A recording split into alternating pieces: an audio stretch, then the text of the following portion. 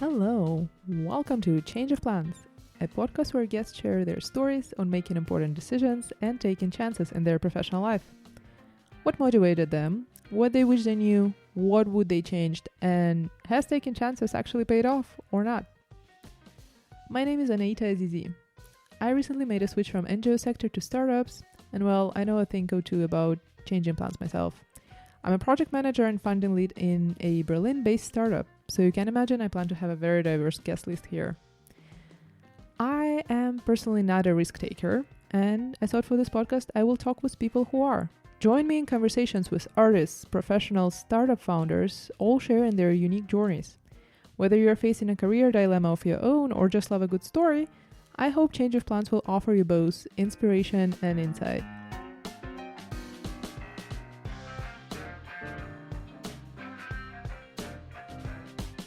For the first episode, I have a very special guest with me, Magdalena Patalong.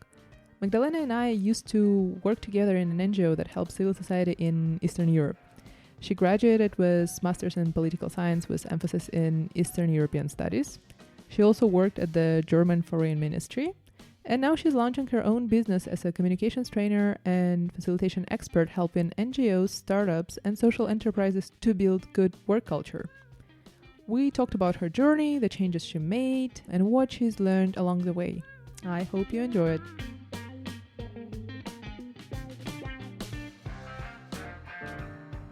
Oh my god, I hope I don't have to pitch myself in the beginning because I forgot who I am. Damn, I knew I would have had to look at my business plan. We can talk about how we actually met. I think Sounds that's great. a good introduction into the podcast. Also, this is the very first episode. I thought it would be for me important to start it with someone who I know closer.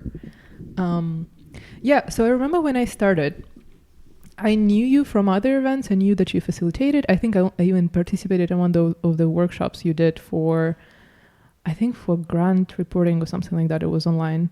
Oh, really? Okay. Yeah, and for me, you always seem so like official, so composed, and I'm like, oh, she's really cool. We're probably not gonna be friends because she's super like, I don't know, compartmentalizes well, work, not work. Yeah, and then when I had tough time at work, you were like one of the people who I really appreciated support from. Glad to hear. So I was not that tough anymore. No, actually, someone told me then, yeah, you should talk to Magdalena. She can help you.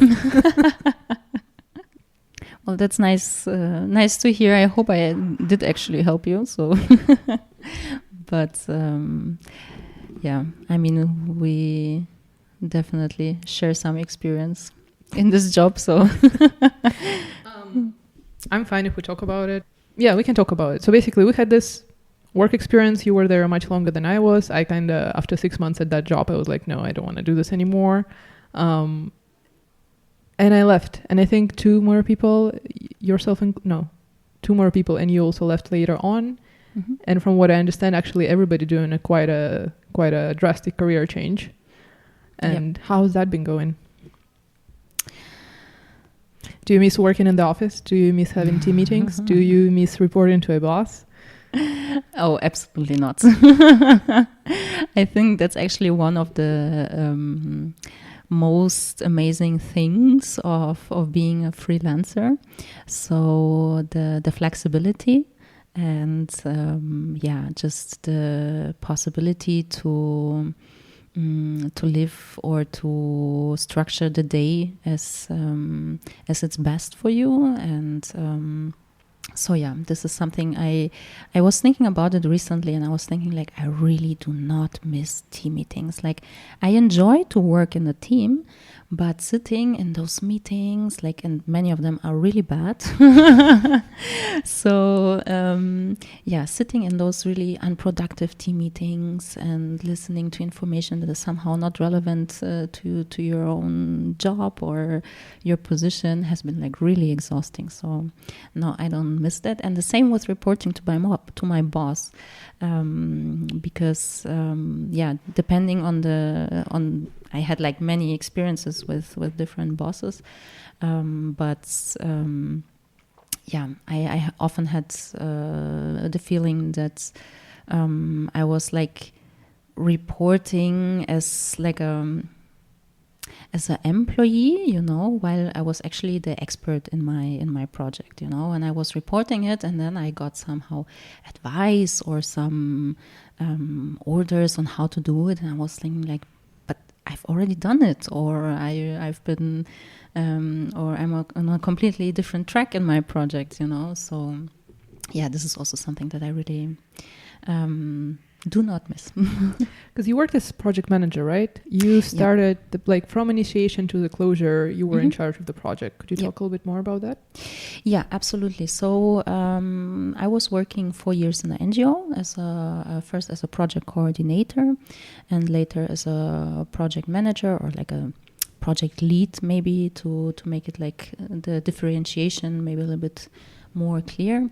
And we were a team of first 4, later 3 people, and we basically accompanied the whole project, like from drafting the project proposal to writing the formal application to the donor, to planning and implementing the measures, and finally also to closing and reporting on the project. And so I've been going through this circle of project management several times. I would say like 3 or 4 projects I did during my time at this NGO. And you studied Eastern European studies, right? If I remember correctly. Yeah. And you also kind of ended up working in an organization that focuses on Eastern Europe. Exactly, yeah. So I was studying political science in university. I did my bachelor, and then I was studying Eastern European studies, and with like a major in political science. And because I had the feeling, that I was born in Poland. And I was always feeling that something was missing in my life, and I didn't really know much about Eastern Europe. And somehow I was like, the Masters of Eastern European Studies, that's my chance to learn more about Eastern Europe. And actually, like the majority of my peers had the same intention, so it was like a very interesting experience. And and during my studies, I was working in a think tank, like as a research assistant, and I was thinking, I really want to do research.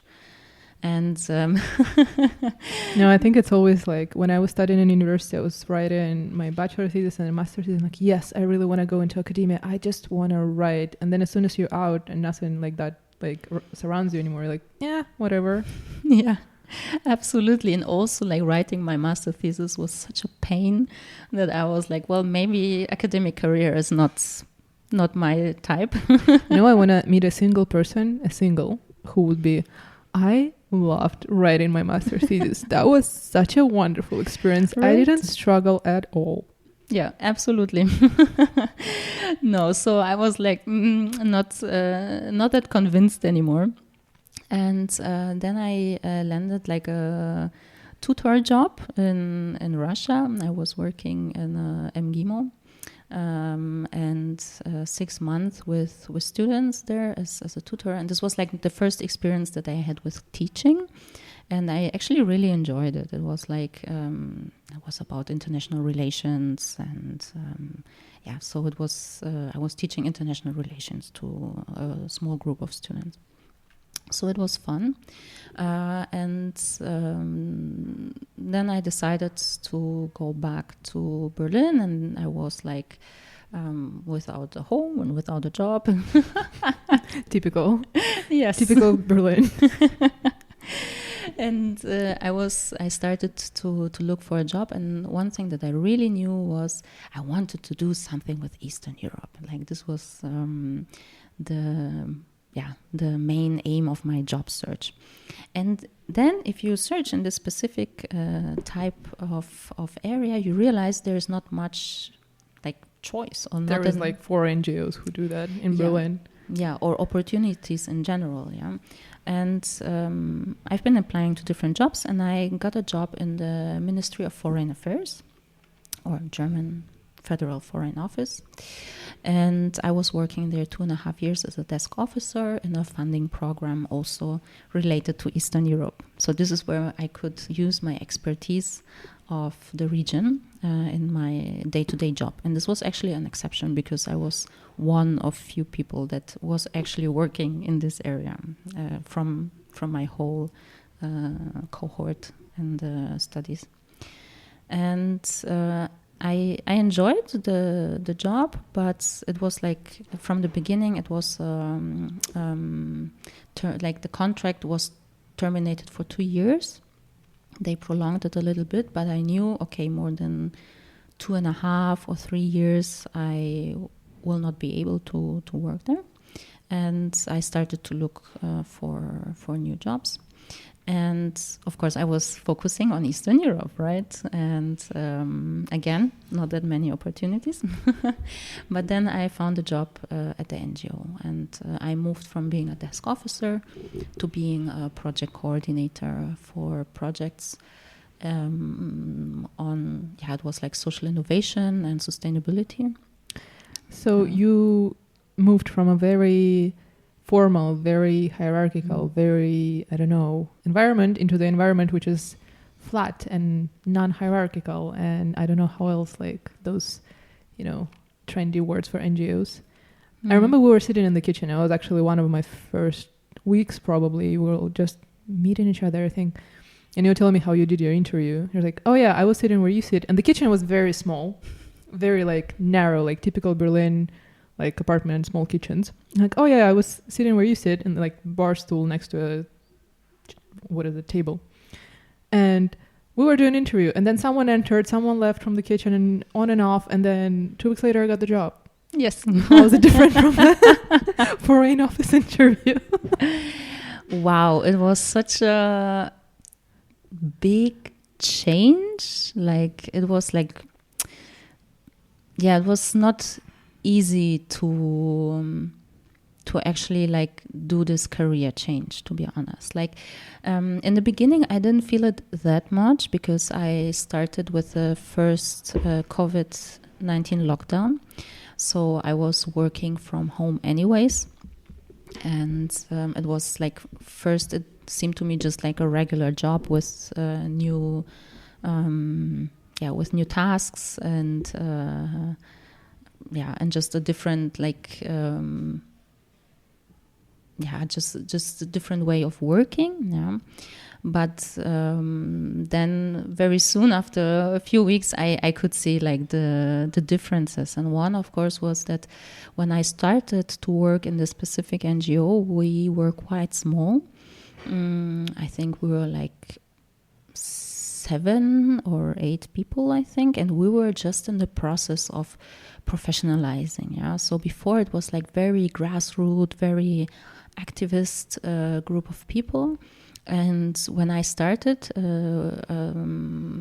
was starting together with a new finance manager, and this is like when we were starting to bring like structure into the NGO, into finances, into the ways we work, also with new tools, like from chat to later on Slack and so on. So there were many ongoing processes.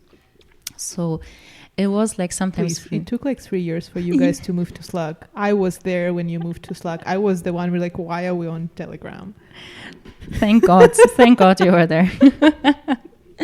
But some things were really like kind of a shock, because you come from this workplace where everything has order. There are even like in the ministry, if you work in the ministry, if there's like a specific task, you can even find instructions on the drive. And you can see, if I want to have a letter signed by the minister, I have to go through step 1, 2, 3, 4, 5, and you know who has to sign it and who has to check it and blah blah blah, and there's instruction for everything. And then you come to the NGO and you're like, there's no instruction for nothing. It sounds very much like when I was moving sector, so I was moving from NGO to a for-profit sector for startups, and in interviews they were like, but why are you moving? Because they're so different.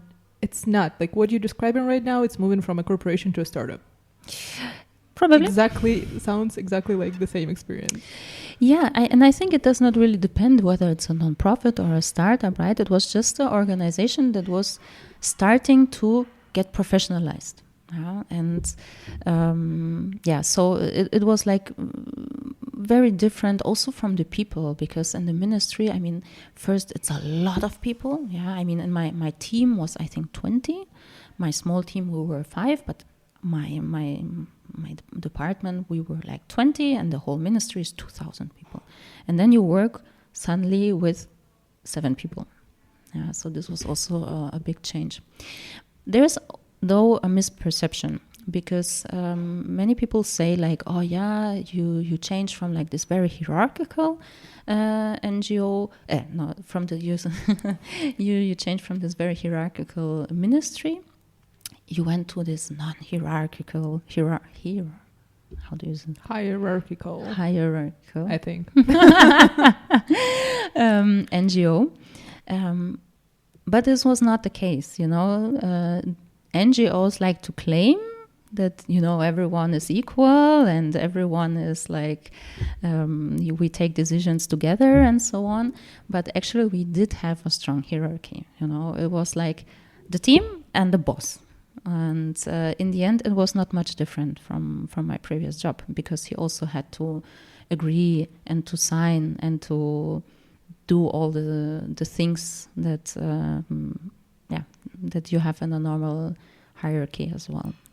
It's so good you brought it up, because it's actually a case not just for that NGO, but for so many NGOs, if not every single one, and for so many startups. And like when I was looking for a job, you open job description like, yeah, flat hierarchies.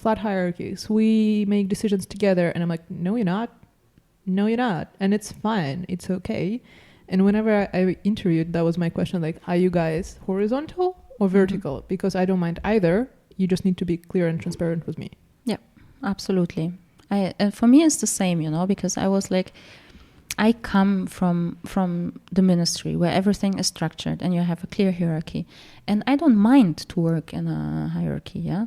But tell me, don't pretend that I have the right to speak up or the right to take a decision when I don't have, So it's all about the how you communicate it. And when you tell me, okay, we have like this clear hierarchy, then I can accept it and it's fine.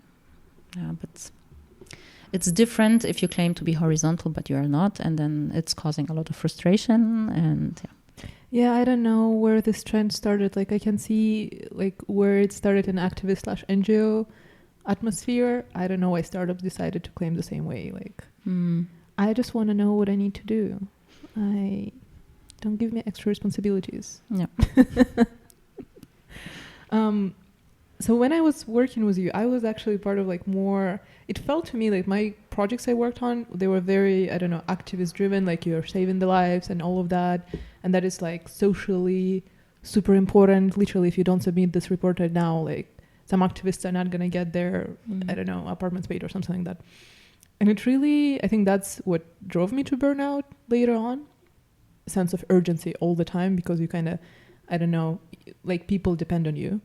Because I remember when I joined, your project was SDG goals. To be honest, after so many team meetings, I still don't know what that project was. I'm sure it was very important. I mean, it seems like you guys do a lot. There was 3 publications, I remember. More. But yeah, how did you feel with this? Like, did you feel this sense of urgency when you worked there? How did you handle to stay in that sense of urgency for 4 years or longer? 4. Mm-hmm. It was 4 years, yeah. I can partly relate to it because it's true. I had a feeling that we were always reacting to events. So I think that's in general NGO specific, not NGO specific, but you can see it a lot in NGOs, that you are always reacting to crisis, to some current events, and you don't really have time to plan, or if you plan something, your plans will change because of something else has happened. Yeah. And so in this case, yes, I also had the feeling that we were always reacting. And especially if you work with regions that are, difficult in general, like there is always something going on. On the other hand, in my specific project, we were not working that much with vulnerable groups.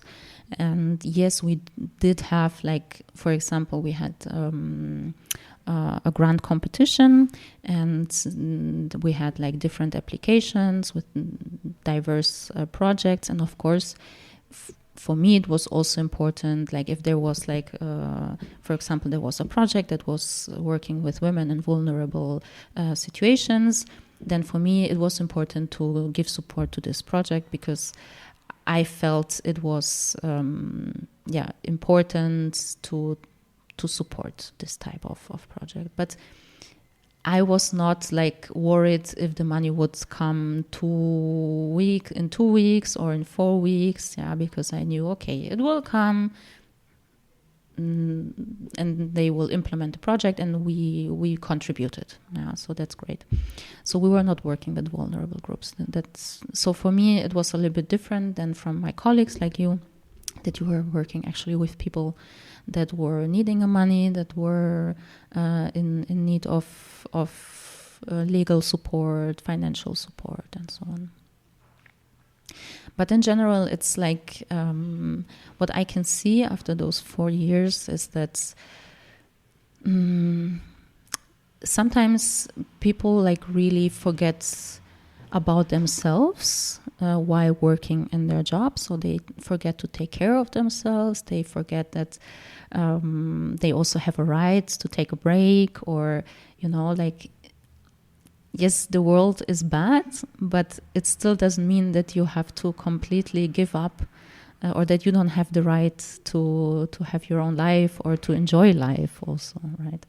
So this is something that I observed with many colleagues, and that makes me still sad because I think, it's such a burnout sector. People are doing like really important work, but they burn out a lot because of this, of lack of self-care. But it's also structural. I'm not blaming the individuals themselves. I see it as a more structural problem.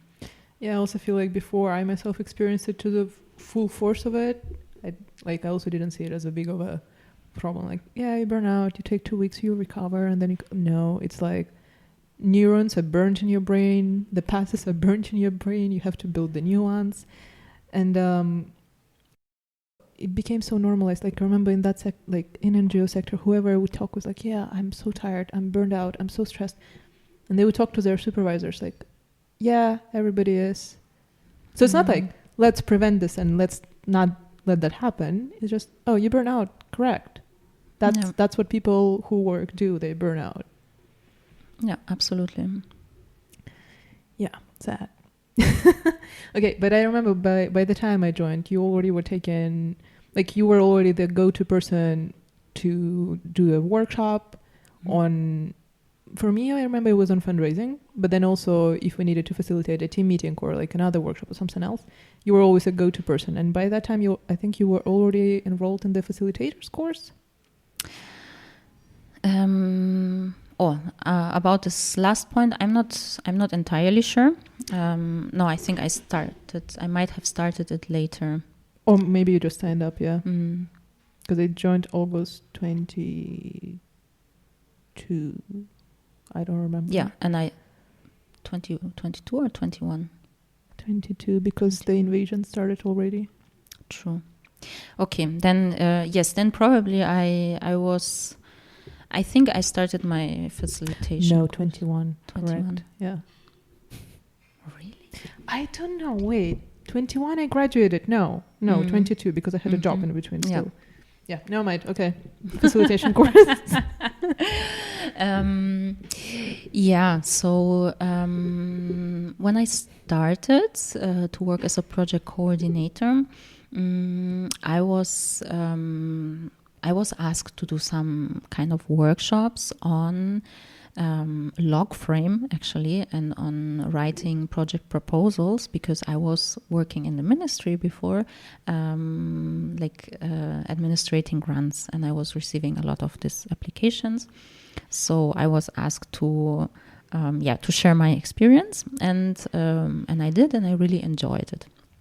And I was like, oh, cool, that's actually fun. And I also remembered my tutoring times. I was like, I actually enjoy doing workshops, and I was also looking for ways to make them interactive and interesting and so on. And then I, because of the COVID pandemic, I also decided to make online facilitation course, because I was implementing within my project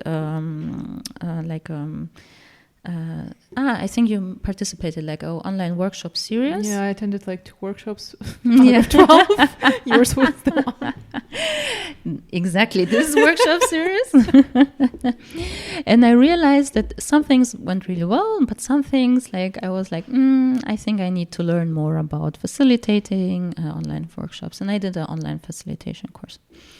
And somehow it was part of my day-to-day work. Yeah, every few weeks I had some workshop or some webinar or something.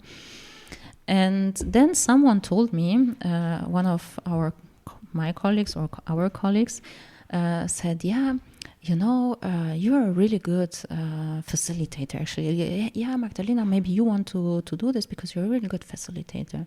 And I was like, well, thank you, was my first thought. And my second thought was I wonder if you can actually earn real money with this. And I was like, and I started to research, and because not only facilitator, but actually a trainer, a communication trainer, because another colleague was always highlighting, oh, you're so good in communicating. Yeah? And I was making, my brain was working. I was okay, communication, okay, facilitation. How can I bring this together? And I Googled it, and I found out, wow, you can become a trainer for communication and behavior. And and that's when I started the course in November 2022 here in Berlin. And it was a 1-year facilitation course. And that's when things started to get real. Wow. I'm just reminiscing about how we worked together. It wasn't particularly pleasant experience for me, in a sense, I guess. Especially the last months, they were definitely not super pleasant. Sometimes I still think back to it. I did like the team. The team was great. I felt I have good connections with a lot of people out of 12, 15 who were there. I don't know, thinking back to that. Do you miss it? Do you miss the office? I miss the people. Yes. Yes, that's true, because it's something that I can really highlight from my previous job, that we had a really great and appreciative team and supportive team, especially. And it's true, sometimes I had situations with colleagues where I was feeling, okay, this is a little bit overwhelming, because of the type of information that they were sharing, or because of the also the bad habit of writing you after work or on the weekend, just chatting with you, and you're well, but I don't want to think about work, So this was sometimes a challenge, but overall it was a really great team. And this is something that I actually do miss, because you knew, okay, I have a bad day, but I go to the office. I have a nice conversation. We go and have a coffee together or a lunch, and you will feel much better afterwards. So this exchange and mutual support, this was very, very special in my previous workplace. Sad. Okay, though, it wasn't all chocolate and roses. When did you decide that you want to leave? Yeah, the team was great, But the working environment was like very challenging and exhausting because first of this structural problem of how NGOs work, how they are being funded, also about the aftermath of the invasion. I think it was like really also like we're talking about Russian invasion in Ukraine. Exactly. I think this was like nothing compared, of course, to people from Ukraine or people with relatives. Yeah, but I think it was like in general, like the time was or is still challenging, right? But this combination of structural problems, then maybe also leadership problems within the organization, and also like this. My feeling that I had since a long time that I was somehow not really enjoying my job, the job itself as a project manager, it somehow led to a situation where I was like I was also like, I would say, at the brink of burning out, and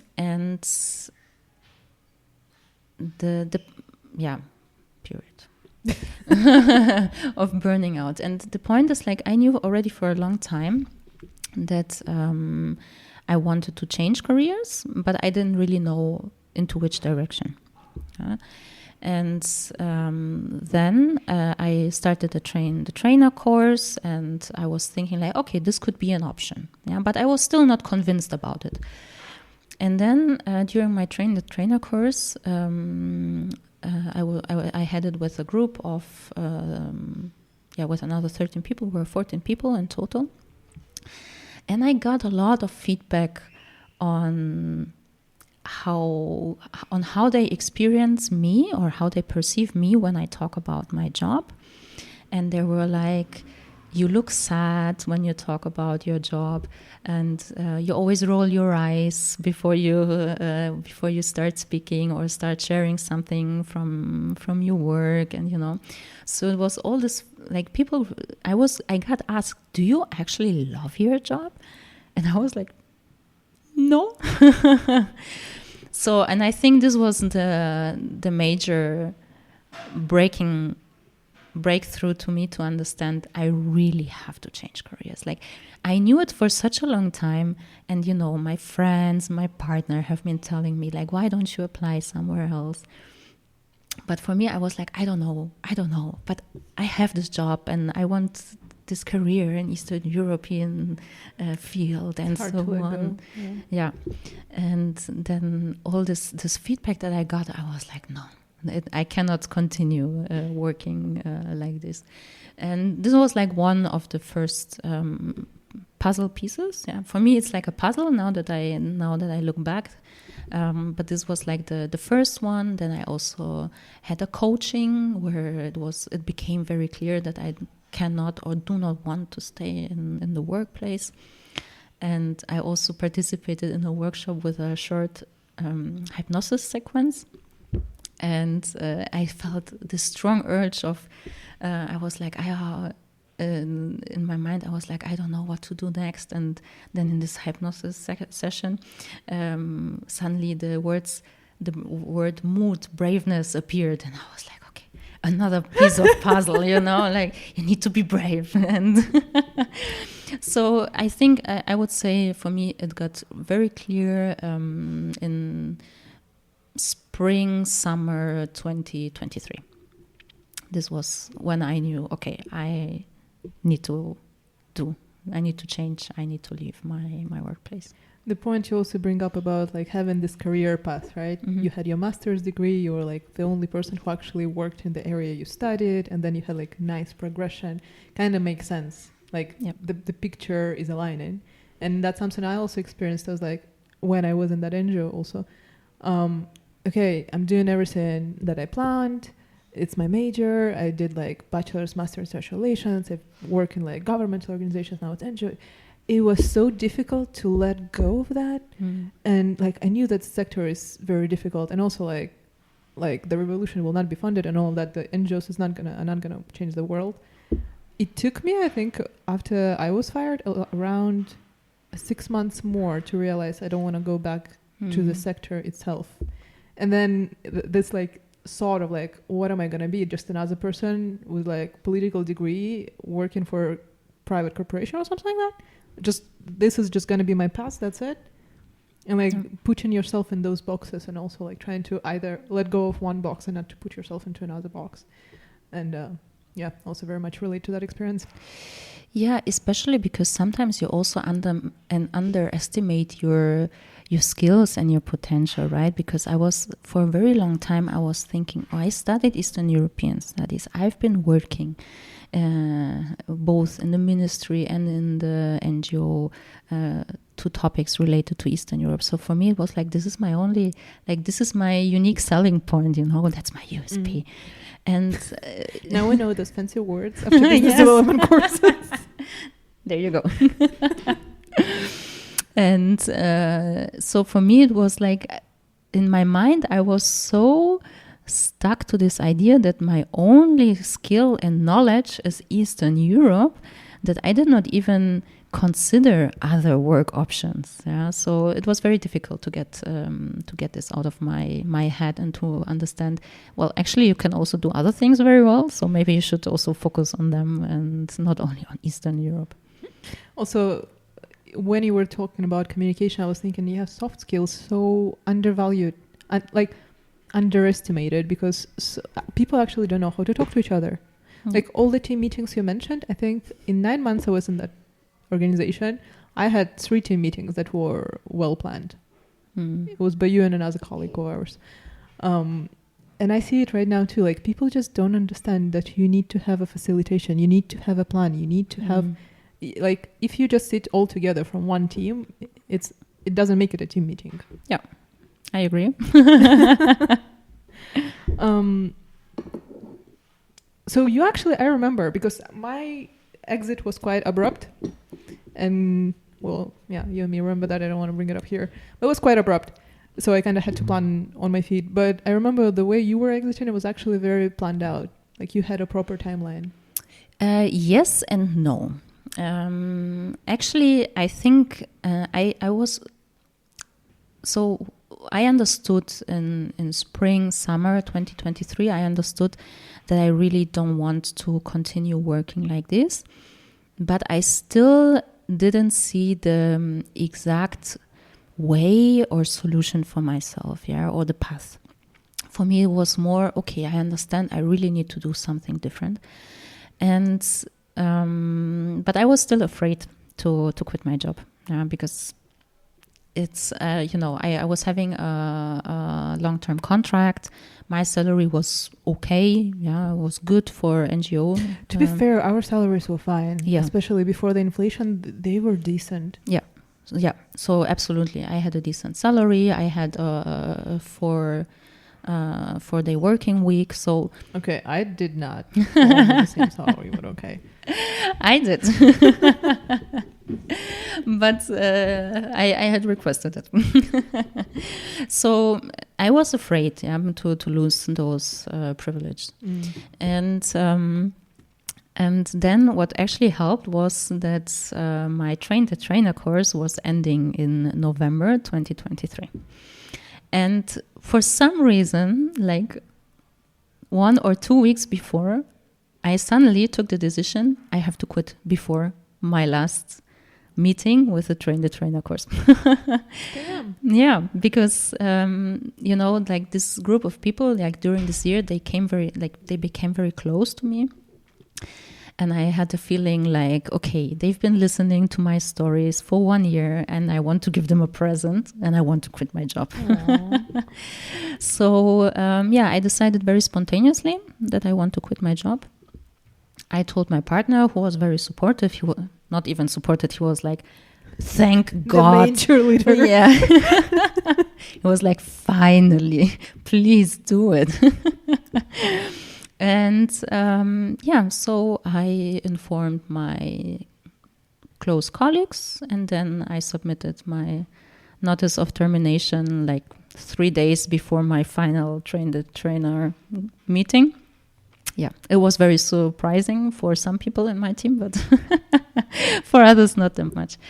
So I quit in the beginning of November 2023, and I had another 4 months in my job because I was thinking, oh, then I have enough time to prepare to be like to either find a different job or be a freelancer. I was still a little bit unsure about it. But yeah, I was like, okay, 4 months is enough time. So that's how my job ended then in February 2024. But I still didn't have taken any decision. No, I did have, I so already nothing knew. Nothing lined up. You quit. You have 4 months. You kind of think you're going to figure it out. Mm-hmm. By the end of 4 months, what was going on? By the end of 4 months, I was officially unemployed. But actually, on many things got more clear during those 4 months. Because like when I quit, my boss asked me like, oh, why are you quitting? And I was like, I want to become a freelancer. You know, for me it was more the first time I said it, for me was more like, was like a good excuse. I was like, well, if I say that I want to become a freelancer, I don't have to say that I don't like the working environment, that I don't like the job position, it has more positive outlook to a new career path, so people will understand it. But the more I was expressing it, the more I thought, well, okay, that it's actually an option. First and second, I was searching for jobs like in this field of being a trainer, and I couldn't find anything. So I decided, well, maybe I can go for it to be actually a freelance trainer and facilitator, especially because I already had like small jobs. And then through advice of other, especially women that were in the process of founding, I was told, do the step to get unemployed first, and then figure out what are your actual steps and how can maybe even the German state support your way to becoming self-employed. But unemployment here, such a luxury. I don't know why, but I didn't even know if I would be considered for unemployment. There was, I don't know, it's also, I guess, such a like foreigner/migrant fear, or like, I don't want to deal with the system. But oh my God, like I didn't get all my, like I didn't register on time, and then we had to do the settlement thing. And so for 3 months I wasn't getting any unemployment. And then they paid me back. Oh, that feeling where so much money drops on your account. Yeah. And then for actually 6 months I was like, I was stressed because I wanted to find something and not be unemployed. But then I wasn't stressed about my apartment or my insurance. They take that over. So that was really nice. I really didn't realize like how much it, not how much it means. Of course I know how much it means, but that I can actually benefit from that. Yeah. I never really considered that. Absolutely, me neither. Because like when I quit my job, I was like, okay, I have those 4 months to prepare, and then in March I will fully start as a freelancer. I would have everything prepared and cleared out. But then I realized that I didn't really have the strength to prepare like self-employment during the time that I was still employed. And afterwards I still needed 2 months to recover from my actual job. So having the opportunity to receive the unemployment benefits was very helpful. And because you, as you said, you don't have to worry about, you have some benefit, your insurance is getting paid. And I had then actually time to start planning what are my next steps.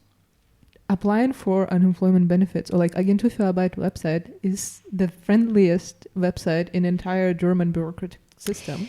And people are like, I remember, you have to have an appointment, and they kind of call you to this appointment by letter, which I'm terrified of those. And I was so stressed. I was like super, super stressed, as if it's Ausländerbehörde, like migration office. I come, there was such a lovely woman there. She was so nice. She was like, it was a nice conversation. I'm like, thank you. You're like the nicest bureaucratic lady I've met. Yeah, it was also very surprising for me, because I was also like, I mean, I have a German passport, right? So I've been working for a ministry, so I also understand like how people administration think. But nevertheless, I was still kind of scared to, oh God, I have now to claim those benefits and so on. But everything went very well. Yes, they blocked me for 3 months because I quit the job myself. Oh, I thought you agreed that like you would be fired, quote unquote. No, you didn't do that. I didn't do that. I didn't even consider this option because I just wanted to be free without too much thinking about it. But it was fine. I was prepared. And so it was very surprising experience, actually. And also, and this is something that I learned recently, that many people are like, oh my God, I don't want to receive those benefits and so on. But if you have been paying, you have been paying. It's our money, actually, to be fair. Yeah, it's kind of like you should compare it rather as with the insurance, you know, like you've been paying for the case that you are unemployed. Yeah, and I've been paying many years, so I have the right to receive those benefits. So 4 months, you go on unemployment benefits, you recover for 2 months, and then you tell me you started taking courses. So I'm officially unemployed, started to be unemployed in March 2023. And then I was really needing to recover. I could feel it. So not much happened during the first 2 months. And then I got a kind of a course/coaching funded by Arbeitsagentur. That was actually also like a business startup course. Also, actually, that I didn't know at all. Like Katja, hello if you're listening, she advised me to apply for the coaching. Yeah. And it was, I think, 4 months coaching. Mine was for job-seeking people to kind of help you, like a really nice... how we call those, advisory company. Mine was called Fired Up. They're lovely. And yeah, I've done that. That was great. So, but I didn't do anything business related. I kind of did my own thing. But basically, same kind of idea. Agenturarbeit pays for it completely. You don't pay a single cent. Yeah. Exactly. And there are so many opportunities that I didn't know about before as well. But I was also told by someone, you know, like that's the point. Like many information you will not find it easily online, but you have to hear it from other people. So yeah, that's it was. I got this. I requested it quite early, like in my first appointment with the Agentur für Arbeit, and I got it granted quite immediately. Yeah, me too. So this was really good, and I made the course, and was like about basics of founding a business. So it was also very helpful because I understood like what are the actual administrative steps that I have to take, and how to write a business plan, and even more important, how to apply for the Gründungszuschuss, so the founding grant from Agentur für Arbeit. Can you tell more about it? From what I've heard, could be wrong, but basically, from how it seemed to me, it's the same unemployment benefit, but now it comes as Gründungszuschuss. Yeah, exactly. It's like you receive basically like a grant in the amount of your current unemployment benefits for 6 months, and additional every month 300 euros for your social for social security, like insurance or health insurance or any other insurances. So that ends additionally because this is for founders. During those 6 months, you can earn as much money as you want, and you do not have to declare it.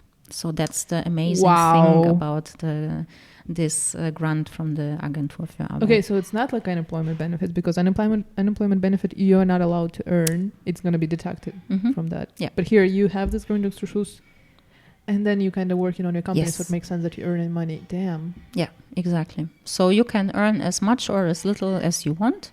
You don't have to declare it, and that's it. And you have the opportunity after 6 months to apply for phase 2 of this grant, which would be where you could receive 300 euros for 9 months as also for your social insurance. Yeah, so you have the 6 months where you get the grant plus the social fee, and then you can apply for another 9 months for only the social fee. But that's still a great thing, right? Because it's 300 euros that you would receive each month to pay your health insurance or something like this. Like, it's so funny how I've been in Germany for 5 years. First of all, yeah, I never applied for any unemployment benefits because a lot of people think that it's going to affect your visa status or like you cannot apply for passport. That is all BS, and that doesn't work like that. But the word Gründungszuschuss, I first heard at that my coaching first, and now from you, and I'm like, I don't know where else I would learn this information if we wouldn't right now sit down and talk about it. Yep. I mean, you can Google it, but you need to know what you are searching for. Yeah, exactly. So I must say this is also something, maybe we're going to talk about it later in more detail, like how to prepare for your career change. But I cannot express how valuable it is to go to networking events before you even change or think about changing your career, because most of the information that I received from other people that were going through the process of founding. And I also, for example, one thing I was told, because I already had small jobs during my job as a project manager, and then when I was already officially unemployed, and someone told me, hey, you can still have jobs during the period that you're registered as unemployed. You just have to unregister for one day and then re-register, and then you earn money, and yes, you have to declare it. Magdalena, you told me that once, and I want to tell you that's the knowledge I bring back to the people. I tell it to every single unemployed freelancer. Yes, yeah, and it's amazing because I was also told this by someone else, and I tried to Google it. It's almost impossible to find this information. Do you Google in German or in English? In German. Oh, okay. So I would never find that. I don't know. Maybe experts know this better, but in German I couldn't. I found maybe I was searching very specifically, and only then I found some information about it. But this tip that I got from this person, so valuable. And the good thing was, because I was blocked from the Arbeitsagentur for 3 months. I of course declared my income, but they couldn't do anything, because I was not receiving money anyways from them. So it was not like, I didn't have to give anything back or something like this. Let's talk networking though. I don't know if people can hear music right now on the recording. I don't care. I'm not moving.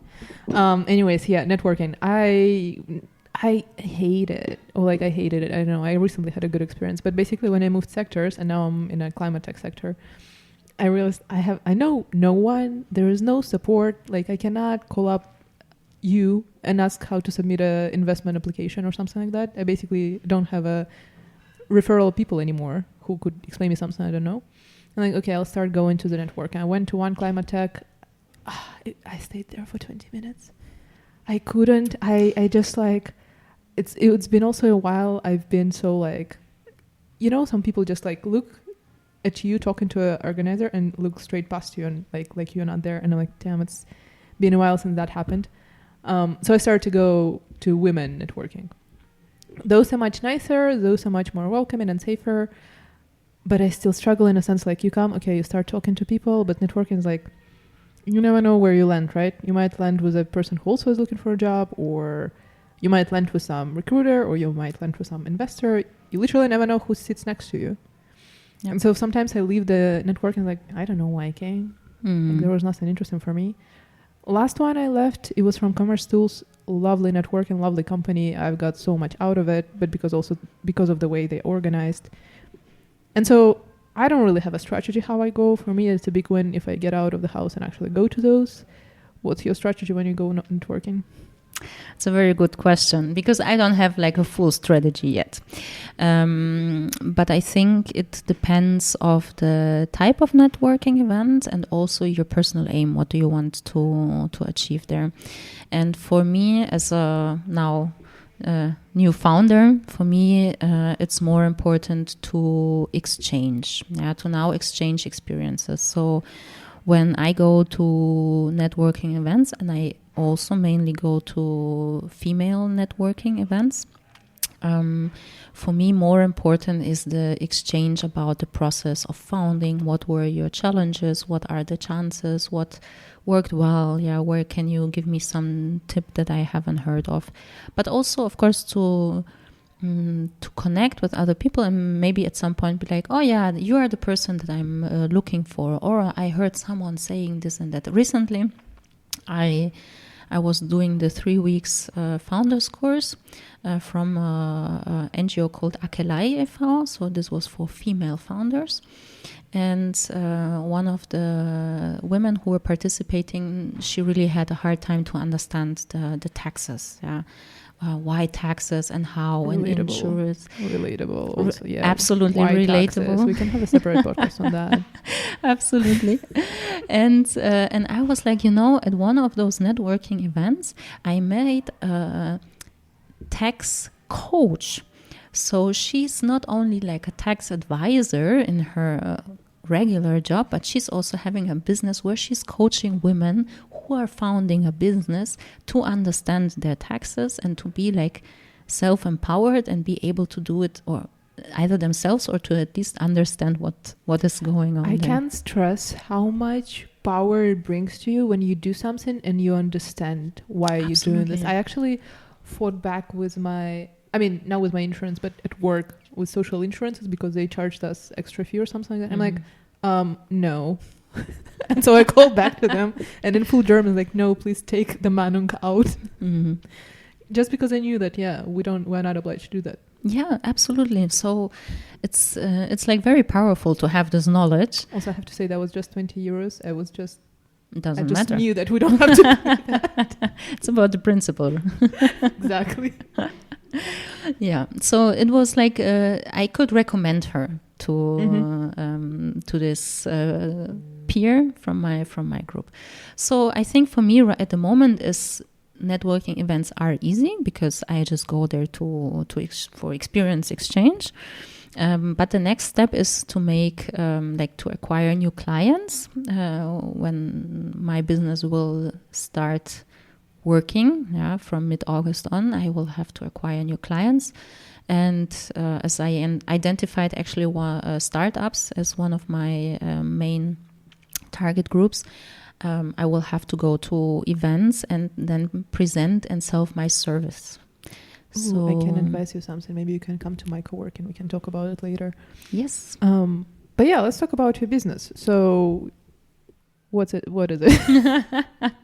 Very good question. Because I remember like whenever I was meeting you already after both of us quit, you had some clients, you had some workshops, something was going on. Yeah, like, is it going to be the same kind of services? And please tell us what are they, because people don't know. What else you added on top? Do you still help with fundraising and grant applications, or did you scratch that completely? Mm-hmm.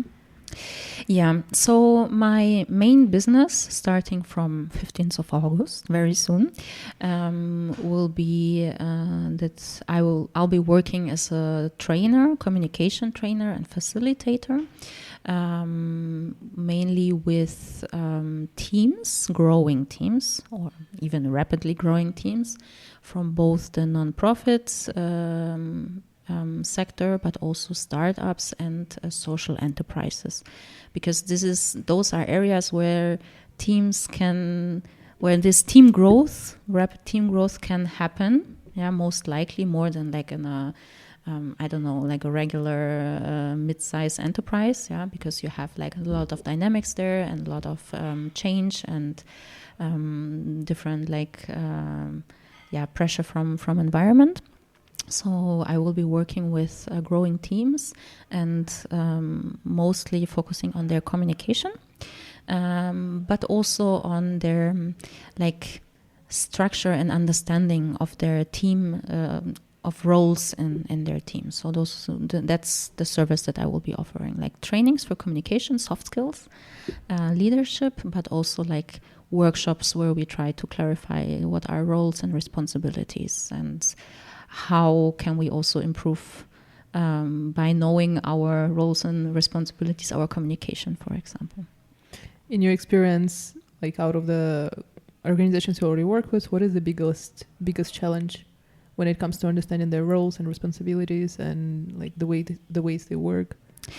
I think one of the biggest challenges is that people very often have like job descriptions or like a job title and a job description, but they don't really understand what does it mean. Yeah, it's like the same when I was told, oh, you're now being promoted from project coordinator, you're a project manager now. And nothing changed. And nothing changed, except that I was maybe the one who had to monitor like the implementation of the project, like in a more not even. Yeah, I was doing the same as a project coordinator, but it was the same. But later I understood, and no one told this to me, that I was actually in a leadership position, and it would have been my responsibility to also like, do some development with my team and to see, like, to take responsibility for their growth and so on.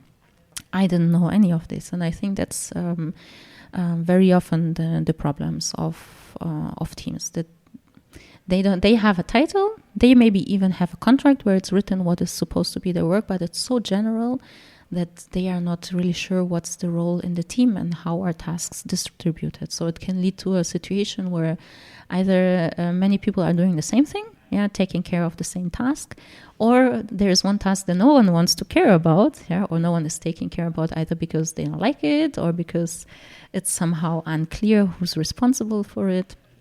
So I would say that's one of the biggest challenges. And I had the opportunity to work on this topic already with 2 teams, and I think for many of them it was like very also enlightening to see, okay, I can be responsible for something, but it doesn't mean that I'm accountable for it, or it doesn't mean that everyone needs to be informed about it. So this was it's a very good exercise, and I think Research chart. Yes. I saw it on my Google course. I've done it recently with my team, which consists of me and another junior manager. She loved it. Yes. We just saw that we are doing so much, and we're like, okay, enough. Good revelation. Yeah, it's like a revelation, really, because sometimes you understand that some people are doing a lot. Sometimes you understand that responsibilities are also not distributed equally, or that someone is doing a task that they should not be doing, right? So yeah, it's it can be very challenging to do this type of table, but yeah, it can make things way more clear. What would you advise to people who either consider career change or like quitting or changing the sector completely? And what would you advise to people who found themselves in an organization that doesn't really match how they feel or what they want to do, or they feel overwhelmed with responsibilities, or they feel that they're not heard? You can pick either or respond to both. I would start with a career change. Well, I think I would say my first advice would be like, be brave. I think many people stick to their jobs because they're kind of afraid to try something new, or to also afraid to admit maybe that they're not happy in their workplace, or that they are afraid to change careers because it brings a lot of insecurities, right? And I think this was something really for me to be like, okay, be brave, and just take the step and try it out. But of course, I would also say what you need to understand is to clarify first, what do you actually want to do? Like, is there some direction that you either always wanted to go to, but you were afraid, or some opportunity that you might have, or something that you have never tried out, but you would be curious, just try to understand what could be your next step. I think it's also important to clarify your financial situation, like to really have an understanding where do I stand currently and what risks am I willing to take, because it's also a risk. If you say, okay, I just want to apply for another job, then it's okay. You can working and applying to try to change career through a new position.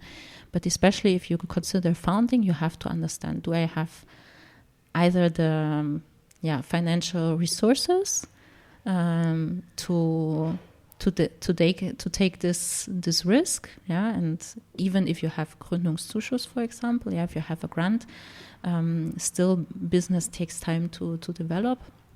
Or can I apply for grants, for accelerator programs, and so on? So I think you need to really understand where do you stand and what risks. How big is your sense of security? Like how much do you need security, or what risks are you willing to take? And last but not least, I would really also highlight the networking before your career change. Maybe just to understand, is the career that you're aiming to like really as you imagine it, or could it be different? Is it maybe just like a some illusion that you have? I had the chance to talk a lot about the work or day-to-day work life or the working reality of a trainer and facilitator. So I have kind of an idea what could go well, what could go wrong, right? But I think it makes sense. Maybe we'll meet 6 months later. You tell us day-to-day of facilitator. Yes. Yeah, exactly. So, I would say really to be brave, but also assess where do you stand right now, and maybe try to get some information about the career, like insights from the career that you're aiming to go for. Do you want to take the second question? I can, because I've been actually in the situation where I was like very unhappy in my position and in my workplace, but I did not really understand where did this unhappiness stem from and what was causing it actually. And what helped me a lot was first to find a mentor. I did it through a mentoring program.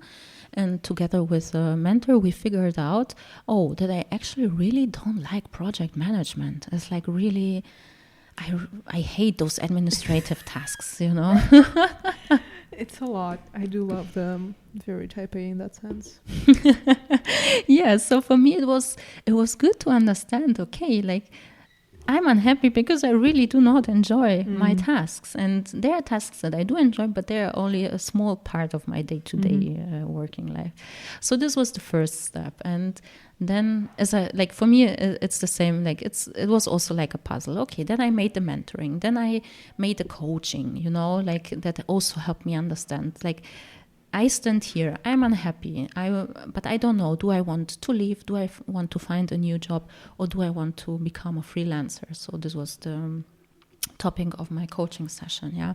And we identified, okay, I really cannot stay in my workplace. I really don't want.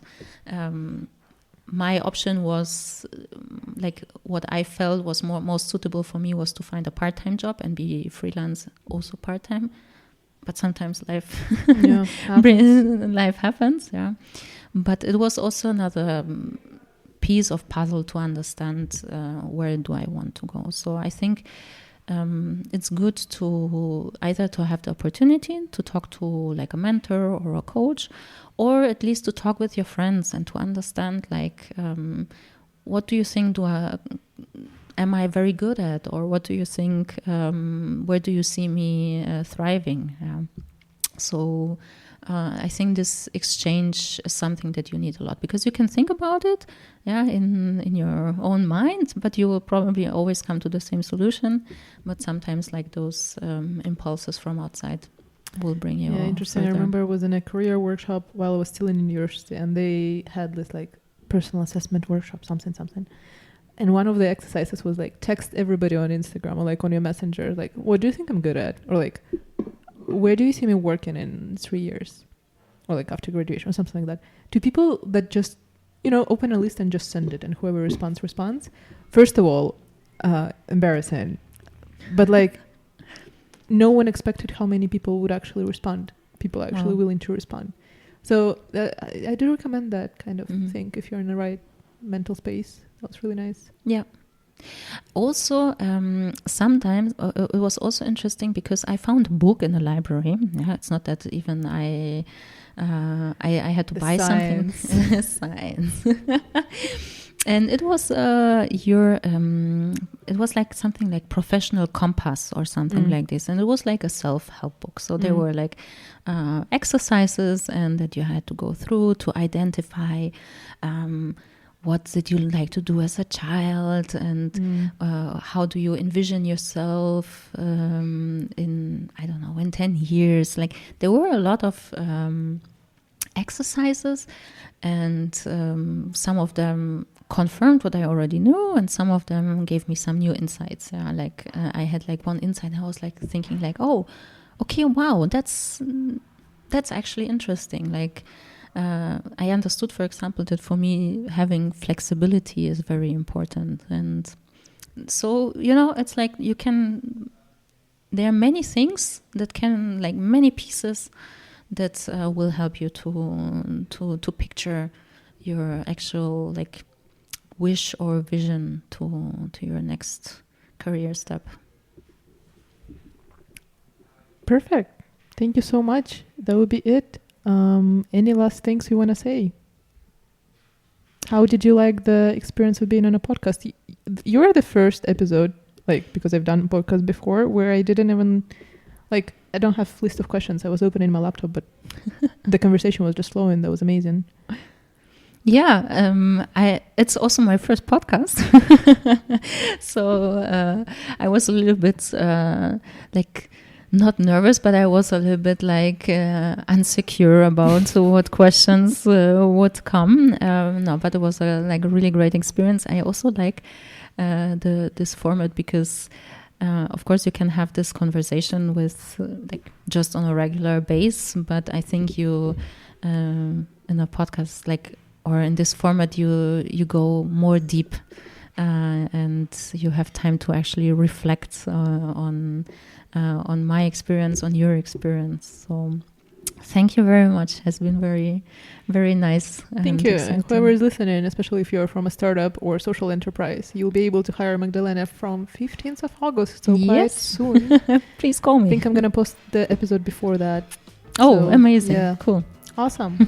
Cool.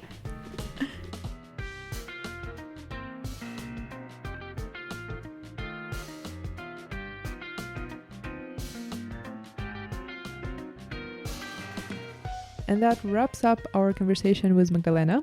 And I hope you enjoyed this episode and found useful tips for your own career transition, or at least how to navigate German bureaucracy a little better. If you liked what you heard, please subscribe to Change of Plans, leave a review, and share it with your friends. Connect with me on LinkedIn to stay updated. All the links in the description below. And I'm sure now you want to book a workshop or a consultation with Magdalena. All the useful information you will also find in the description.